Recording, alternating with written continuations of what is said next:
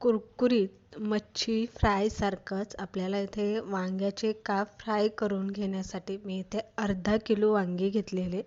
त्यानंतर एक वाटण आपण हिरवं करून घेणार आहे. आलं लसूण हिरव्या मिरच्या कोथिंबीर आणि थोडं ओलं खोबरं घेतलेले. पाठीमागची काळी साल काढून घ्यायची. मिक्सरला थोडं पाणी घालून वाटून घ्यायचे.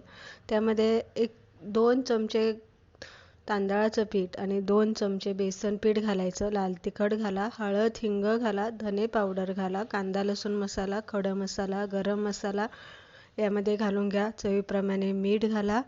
लिंबू अर्ध पिळून घ्या. बारीक चिरलेली कोथिंबीर आणि चवीप्रमाणे मीठ घालून हे सगळं आपल्याला मिश्रण एकत्र करून घ्यायचे. इथे 1 वाटी रवा घेतलेला आहे. 1 छोटी वाटी तांदळाचं पीठ, त्यामध्ये हळद, धने पावडर, लाल तिखट, मीठ घालून मिक्स करून ठेवायचं.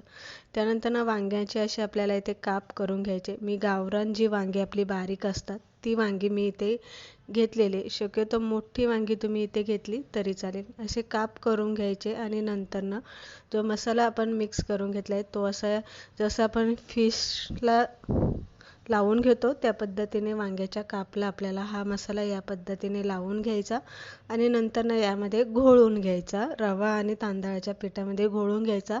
पॅन गरम करायला ठेवलं होतं, तेल घालून घ्यायचं. वरनं काप हे ठेवून घ्यायचे.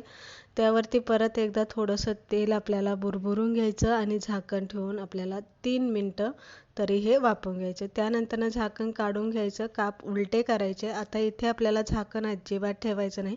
तर कुरकुरीत होईपर्यंत आपल्याला इथे हे फ्राय करून घ्यायचे. तर बघू शकता वरण भाताबरोबर, तोंडी लावण्यासाठी, कढी भाताबरोबर हे छान असे वांग्याचे काप चवीला लागतात. एकदा नक्की या पद्धतीने करून बघा. नक्कीच तुम्हाला आवडेल. रेसिपी आवडली लाईक शेअर नक्की करा.